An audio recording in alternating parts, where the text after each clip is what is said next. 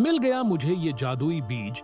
अब मैं इसे ले जाकर अपने खेत में बो दूंगा और उसके बाद इस बीज से जो फसल आएगा उसे मैं बाजार में बेचकर अमीर हो जाऊंगा। अब मुझे कभी भी काम करने की जरूरत नहीं पड़ेगी।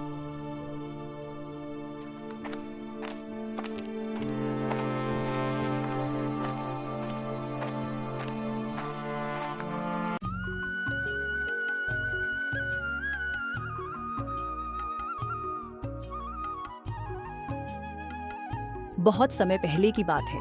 एक गांव था जिसका नाम सुखपुर था। उस गांव में दो किसान रहते थे। एक का नाम मोहन था और दूसरे का नाम सोहन। मोहन मेहनती और ईमानदार था। वह सुबह सूरज निकलने से पहले ही उठता और खेतों में काम करने चला जाता। चाहे बारिश हो, धूप हो या ठंड, वह अपने काम में कभी कोताही नहीं करता था। उसकी पत्नी गीता भी उतनी ही मेहनती थी। दोनों मिलकर खेतों में जी जान लगाते थे और जैसे तैसे अपने परिवार का पेट पालते थे।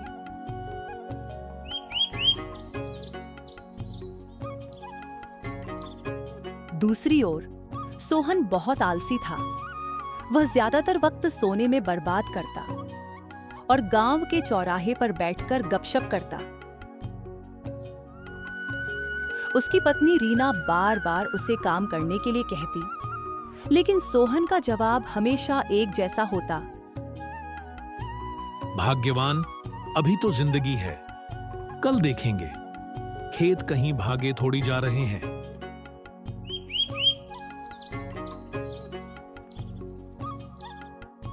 एक दिन मोहन खेत में हल चला रहा था। सूरज आसमान में चमक रहा था और पसीने से तरबतर मोहन जमीन को जोत रहा था। तभी एक साधु महाराज वहां से गुजरे। उन्होंने मोहन को कड़ी मेहनत करते देखा। साधु ने कहा, बेटा, तुम्हारी मेहनत देखकर मन प्रसन्न हो गया। क्या मुझे थोड़ा पानी मिलेगा? मोहन बोला, साधु महाराज जा, पानी तो क्या, अगर आपको भूख लगी है तो मेरा खाना भी ले लीजिए। मेरे पास ज्यादा कुछ नहीं है, पर जो है वह आपका है। मोहन ने अपनी थाली साधु को दे दी। साधु महाराज खाना खाकर बहुत खुश हुए। उन्होंने अपनी झोली से एक मुट्ठी बीज निकाले और कहा, ये जादुई बीज हैं। इन्हें खेत में बोना, मेहनत और प्यार से इनकी देखभाल करना। ये तुम्हें ऐसा फल देंगे जिसकी तुमने कभी कल्पना भी नहीं की होगी। मोहन ने साधु महाराज को प्रणाम किया और बीज लेकर घर चला गया। सोहन उसी समय एक पेड़ के नीचे सो रहा था। उसकी नींद तब खुली जब उसने साधु और मोहन की बातचीत सुनी। सोहन ने सोचा, अरे, ये बीज तो जादुई हैं। अगर मैं ये बीज पालूं तो मुझे मेहनत करने की जरूरत ही नहीं पड़ेगी। मैं बिना काम किए ही अमीर बन जाऊंगा। सोहन ने ठान लिया कि वह मोहन के बीज चुराकर अपने खेत में बो देगा।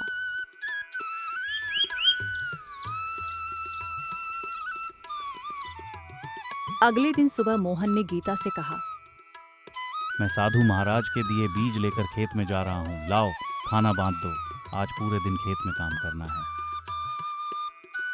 गीता बोली, जी, मैंने खाना बांध दिया है, लेकिन सुनिए, अब हमारा भाग्य बदलने वाला है।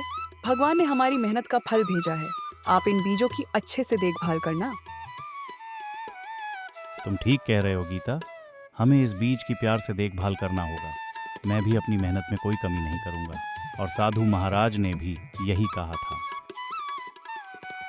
मोहन खेत पर गया और उन जादुई बीजों को बो दिया। उसने उनके ऊपर पानी डाला और बड़े प्यार से उन बीजों की देखभाल करने लगा। वहीं सोहन ने रात के समय मोहन के खेत में जाकर उसके कुछ बीज चुरा लिए और उन्हें अपने खेत में बो दिया। उसने सोचा, अब मुझे मेहनत करने की जरूरत नहीं। ये बीज जादुई हैं, खुद ही उग जाएंगे और मैं सबसे अमीर बन जाऊंगा।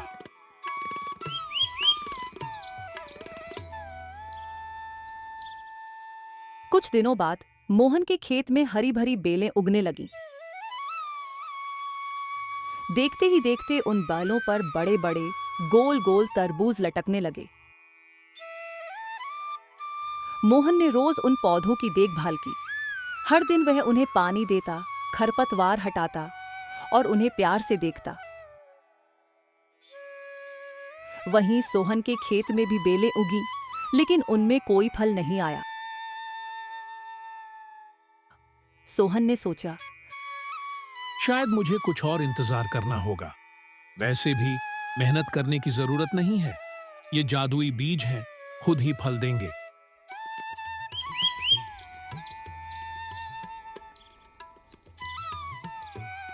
लेकिन दिन बीतते गए और सोहन के खेत में कोई तरबूज नहीं उगे।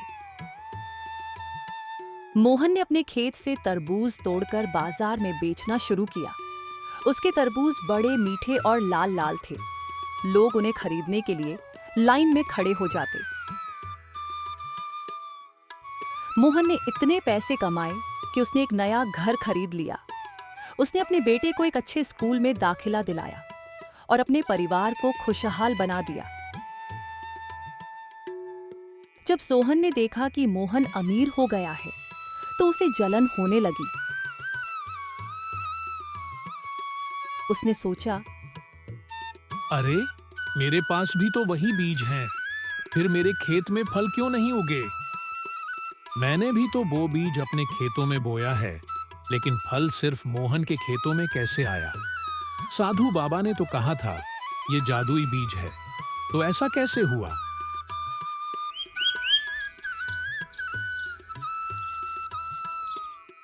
एक दिन उसने मोहन से पूछा, भाई, तुम्हारी फसल इतनी अच्छी कैसे हुई? साधु महाराज ने मुझे भी वही बीज दिए थे। मोहन हंसकर बोला, भाई, बीज तो जादुई थे, लेकिन उन्होंने कहा था कि मेहनत और प्यार से देखभाल करनी होगी। तुमने मेहनत नहीं की तो फल कैसे मिलेगा? तभी साधु महाराज वहां आ गए। उन्होंने सोहन से कहा, बेटा, तुमने मेहनत की बजाय चालाकी की। तुमने बीज चुराए और यह सोचा कि बिना मेहनत के फल मिल जाएगा।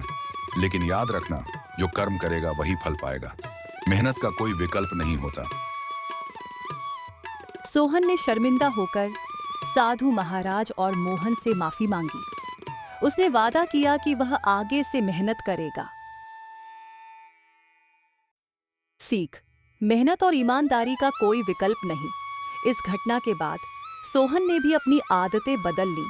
उसने अपने खेत में मेहनत से काम करना शुरू किया और धीरे धीरे उसकी जिंदगी भी बदल गई। मोहन और सोहन दोनों ने सीखा कि सच्ची सफलता ईमानदारी और मेहनत से ही मिलती है। और इस तरह सुखपुर गांव में खुशहाली छा गई।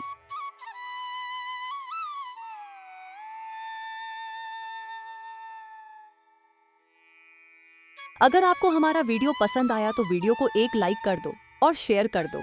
कमेंट सेक्शन में एक प्यारा सा कमेंट करके चैनल को सब्सक्राइब कर दो और बेल आइकन को ऑल कर दो, ताकि हमारे नए वीडियो की जानकारी तुरंत आपके पास जाए। धन्यवाद।